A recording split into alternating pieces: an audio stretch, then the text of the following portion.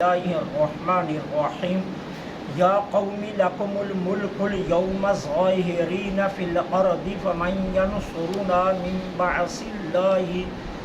بأس الله إن جاءنا قال فرعون ما أريكم إلا ما أرى وما أهديكم إلا سبيل الرشاد وقال الذي آمن يا قوم إني أخاف عليكم مثل يوم الأحزاب مثل داب قوم نوح وعاد وثمود والذين من بعدهم وما الله يريد ظلما للعباد صدق اللہ العظیم.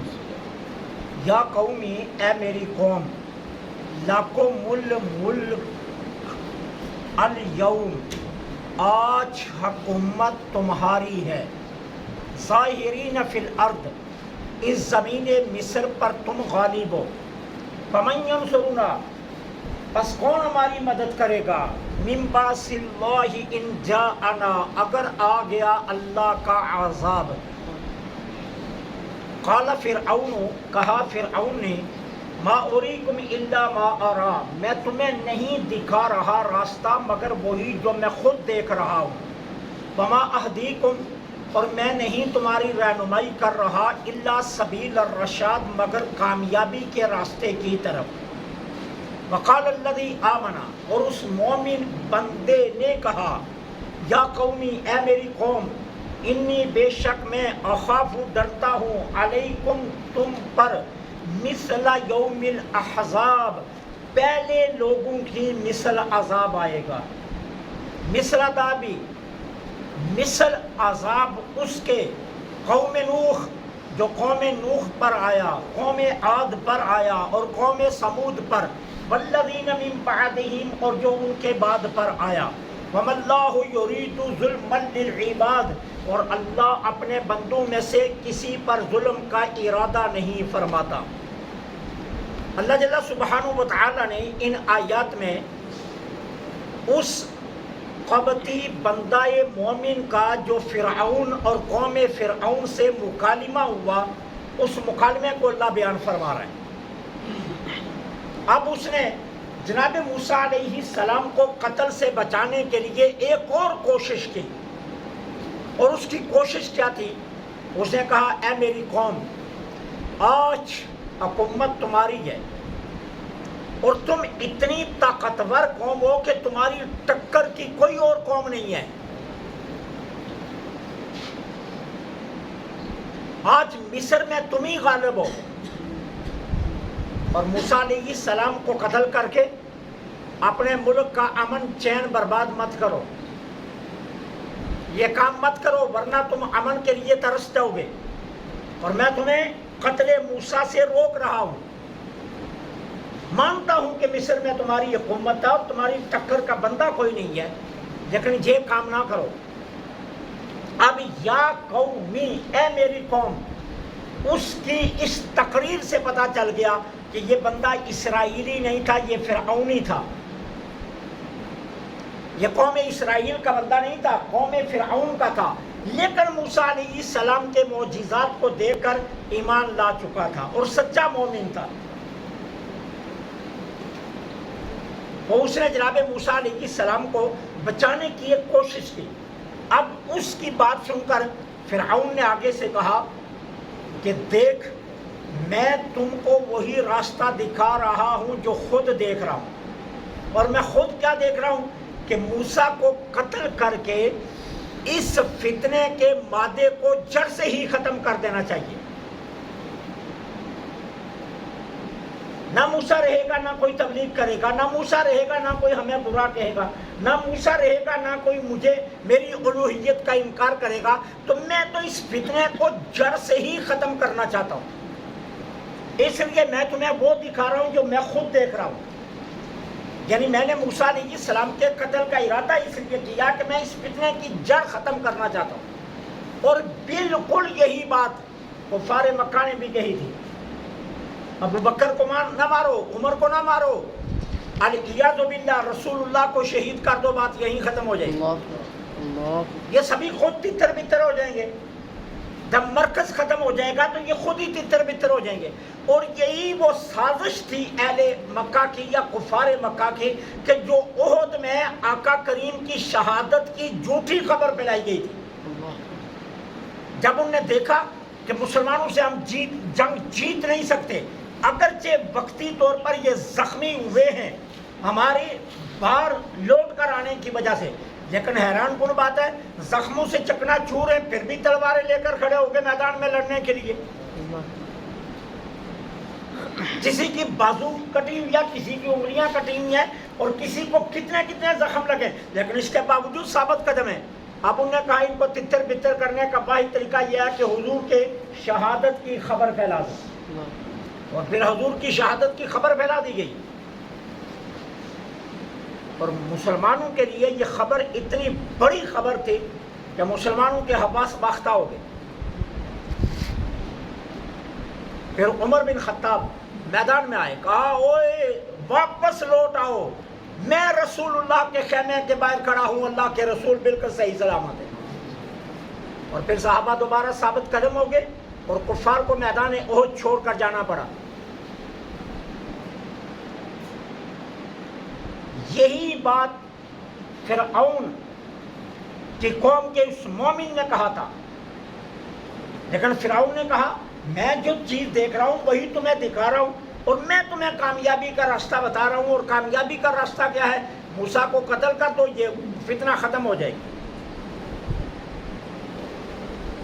اب اس بندہ مومن نے پھر اس مکالمے کا جواب دیا. قال الذی آمن، کہا اس آمن مومن بندے نے، یا قومی اے میری قوم. اب پھر وہ قوم کی نسبت اپنی طرف کر رہا ہے.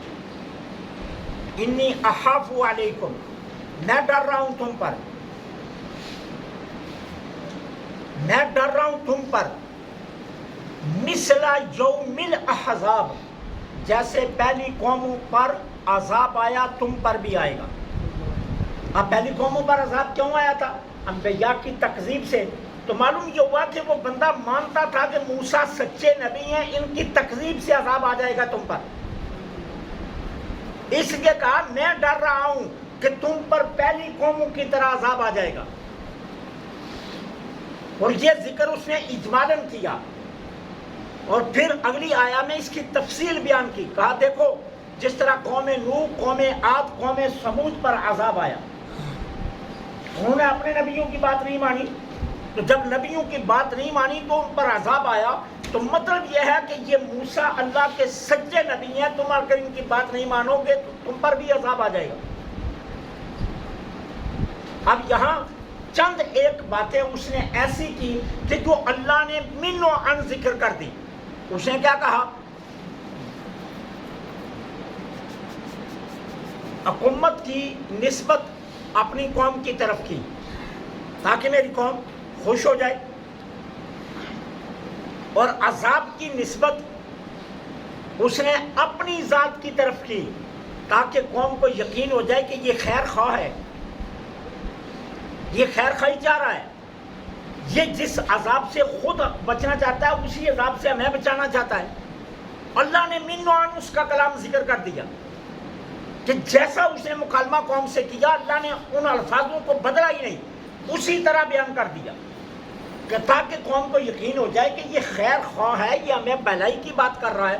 اور دیکھو حکومت ہماری کو جنک کہہ کر یہ مطمئن بھی کر رہا ہے کہ ہمارے دل مطمئن رہیں کہ حکومت واقعی ہماری ہے. تو اس طرح اس نے اپنی قوم کو سمجھانے کی کوشش کی اور کہا دیکھو تم پر بھی عذاب آ جائے گا، مثل داب، جس طرح عذاب آیا پہلی قوموں پر. اور وہ قومیں کون سی؟ نوح، عاد اور سمود، تین کا ذکر کیا. اور آگے کہا من بعد، جو ان کے بعد آئے، ٹھیک ہے نا، کیونکہ یہ بڑی تین قومیں تھیں جو تباہ و برباد کی گئیں. یہ طاقتور تھے، یہ بڑے بڑے محلات کے مالک تھے، یہ جسمانی قوت کے مالک تھے، یہ بالکل خوشحال زندگیاں گزار رہے تھے. تو انہیں کہا کہ جس طرح آج مصر میں تم خوشحال ہو، جس طرح آج تم جسمانی طاقت رکھتے ہو، جس طرح آج تم محلات کے مالک ہو، جس طرح آج تمہارا سکہ جمع ہوا ہے، اس طرح یہ پہلے تین قومیں जमे सिक्के की गुजरी हैं, लेकिन अल्लाह ने तीनों को तबाह किया है, तीनों को तबाह किया। कौम आद, कौम समूद और कौम नूह, ये खुशहाल तरीन कौमें थी, ये मजबूत तरीन कौमें थी। इन्होंने बड़े बड़े पत्थर तराश कर महल बनाए हुए थे। उन्हें बताया गया कि अगर ये तीनों कौमें तबाह हो गई हैं तो अल्लाह तुम्हें भी तबाह कर देगा, और इसके बाद भी और कौमें तबाह हुई हैं। लेकिन ये मैं तीन की मिसाल तुम्हें इसलिए दे रहा हूं कि वो तुम्हारी टक्कर की हैं, लेकिन अल्लाह ने उनको तबाह कर दिया। और एक बात याद रखो, वमल्लाहु युरीदु ज़ुल्मन लिल इबाद, अल्लाह अपने किसी बंदे पर जुल्म नहीं करता, वो जुल्म का इरादा ही नहीं फरमाता। नेकोकार को उसकी नेकियों की जजा देना ये उसका फजल है, और गुनाहगार को उसके गुनाह के मुताबिक सजा देना ये उसका अदल है। वो जुल्म नहीं करता। अगर गुनाहगार को पकड़ता है ना तो उसके गुनाहों के मुताबिक पकड़ता है, तो गुनाहों के मुताबिक पकड़ना ये अदल है, और नेकोकार को उसकी नेकियों के इवज में अजर देना ये उसका फजल है। हम मुस्तहिक तो नहीं है ना, हम मुस्तहिक नहीं है। हम कहेंगे हमने नमाज पढ़ी, अल्लाह को चाहिए हमें सवाब दे, हमें सवाब दे, तो फिर वही बनी इसराइल के बंदे की कहानी सामने आ जाएगी। वो कहते हैं एक बनी इसराइल का आबिद था जिसने 80 बरस गार में रहकर इबादत की, और 80 सालों में एक मर्तबा भी गार से बाहर नहीं आया। 80 सालों में एक मर्तबा उसने सूरज का मुंह नहीं देखा। 80 सालों में एक सेकंड, एक सांस के आने जाने की देर में भी अल्लाह की नाफरमानी नहीं की।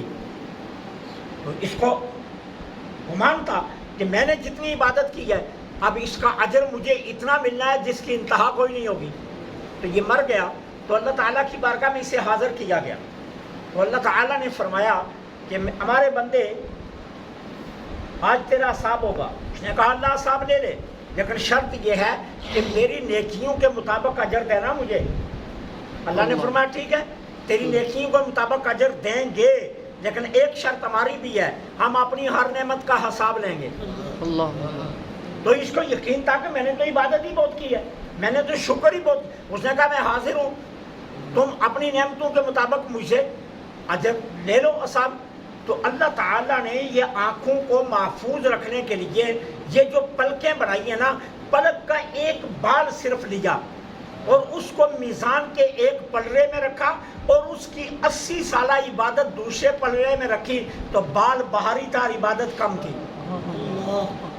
तो अल्लाह ने फरमाया अभी तो एक बाल का बदला नहीं हुआ, बाकी नेमतें तो बाद की हैं, अभी तो तू एक बाल का बदला नहीं दे सका, तो बाकी का हिसाब क्या होगा। फिर उससे एहसास हुआ मैंने गलती की, तो उसने अर्ज किया मौला मैं तो हिसाब देने नहीं आया, मैं तो तेरा फजल लेने आया हूँ। अल्लाह अल्लाह, मैं तो हिसाब देने आया ही नहीं, अल्लाह अल्लाह, मैं हिसाब देने आया ही नहीं, मैं तो फजल लेने आया हूँ। तो अल्लाह ने फरमाया हाँ, फजल की बात करता है तो जन्नत है, हिसाब की बात करता है तो फिर तेरे लिए कुछ भी नहीं है। तो हमें जो अल्लाह ताला नेमतें अता फरमाता है इसके कोई हम मुस्तहिक नहीं है कि हम कहेंगे हम बड़े मुस्तहिक हैं इसलिए देगा, तो नहीं। अगर वो हमारी नेकियां कबूल करके हमें इस पर जजा देता है तो ये उसका फजल है, ये उसका अदल नहीं है, ये उसका फजल है, ना हम मुस्तहिक हैं। ठीक है, तो ये फजल फरमाता है, और गुनाहगारों को अगर गुनाहों के मुताबिक पकड़ता है तो ये उसका अदल है, वो किसी पर जुल्म नहीं करता। तो कहा देखो अल्लाह जुल्म नहीं करेगा, इसलिए अगर तुमने मूसा अलैहिस्सलाम का इनकार किया, कत्ल की साजिश की, कत्ल करने की कोशिश की, तो ये तुम्हारा मुल्क तुम्हारे हाथों से जाता रहेगा। क्यों कि वो अपने बंदों पर जुल्म तो नहीं करता लेकिन अदल ज़रूर करता है, जुल्म तो नहीं करता लेकिन अदल ज़रूर करता है। इसलिए याद रखना कहीं रगड़े ना जाओ, बाज आ जाओ मूसा अलैहिस्सलाम के कत्ल के इरादों से। अल्लाह से दुआ है